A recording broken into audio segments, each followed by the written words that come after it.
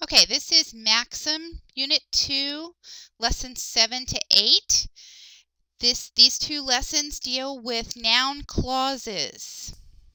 Now, we've talked in previous lessons about different ways that nouns can be used in sentences. Let's just review a couple of those. These are also on page 63 in Lesson 7. There's a table that shows all these different uses of nouns in sentences and shows examples of each one. But let's just review this quickly. Nouns can be used as the subject of a sentence. They can be used as objects, as direct objects, indirect objects, object of a preposition, sometimes object of a verbal. They can be used as a complement, okay, a subject complement after a linking verb. Also, nouns can be used as possessives, which then they kind of have an adjectival function because they're modifying the noun that they're associated with. Okay, and adverbially, this is something I'm not sure we've talked about, but nouns also can be used like an adverb to tell when or where. He hath brought many captives home to Rome. Home there is used adverbially. It tells where, but it's clearly a noun. So it's kind of a noun being used as an adverb. So those are the roles that a noun can play in a sentence. And noun clauses basically can also do all of these same things. So let's review first, and this is review from Homer, what exactly a clause is. Okay? A clause is a sentence element or group of words in a sentence that contain both a subject and a predicate. And you can have independent clauses, clauses that can stand alone and be a sentence all in their own right. Or we can have subordinate clauses. Subordinate clauses will usually begin with some kind of a subordinating conjunction or a relative pronoun. Okay, there are different kinds of subordinate clauses. You can have adverbial, adjectival, or you can have noun clauses where the clause can be used as the subject, used as the object, used as the complement. Okay, and there are examples again of this in the text in both lessons 7 and lesson 8. Okay, so noun clauses can be used adverbially or adverbially also, but when they are used that way, we parse them as adjectives and adverbs, or we diagram them as adjectives and adverbs. Okay, let's look at the use of noun clauses in sentences with noun functions. First of all, okay, subject, that grammar is fun, is obvious. Here we have an entire clause, that grammar is fun. It's a subordinate clause, it can't stand alone, but that clause is used as the subject of the sentence. That grammar is fun. Okay? The object, a noun clause can be used as the object of a sentence.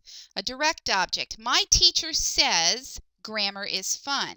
Now here we don't have a subordinating, a relative pronoun beginning the noun clause. We simply have a clause. It's an independent clause. Grammar is fun. Okay? But it serves as the object of the verb says. So that's an example of a noun clause used as a direct object. A noun clause used as a indirect object, grammar brings joy to whoever does it. Okay? Here we have whoever as the relative pronoun. Okay? Also used as the pronoun of the sentence, or the subject of the clause, sorry.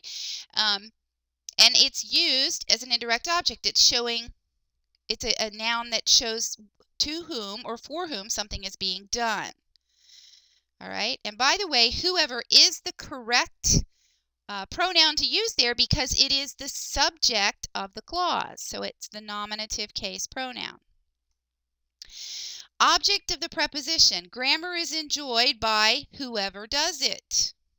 Okay, again here, the preposition is by. Whoever does it is functions as the object, the whole object of the preposition. Complement. The happiest thing is that grammar is fun. I know these sentences are kind of a stretch. I was trying to keep a theme going here. So here we have the linking verb is followed by the clause, that grammar is fun. It's a subordinate clause, cannot stand alone. It functions as the objective complement or the predicate nominative, okay, following the linking verb is. Now, as I said, noun clauses can also be used adjectivally or adverbially, but then we deal with them as adjectives or adverbs, so we're not going to talk about those in this lesson. Diagramming noun clauses. This is where we make these fun little stands because we have to get the whole clause in there, and it gets diagrammed just like a regular sentence would, okay? But it sits up on a little stand in the appropriate place. Okay, so here we've got that this was not right is the direct object of the verb thought, so it sits in the direct object place, but we put the whole clause, we diagram the clause just like we would diagram it if it was a sentence, you know, an independent clause, a sentence in its own right. We sit it up on a little stand and we put it in the spot where the object would go. And you can do that for the subject. Put a little stand, you know, in the subject area. And if you have an object of a preposition, you would just make the preposition slanted line pretty long to give you plenty of room to have your little stand and diagram your clause in there. Okay? Alrighty, so that is, and you're going to have some practice in diagramming noun clauses, and there's more examples for you to look at in the text, which hopefully will be helpful to you.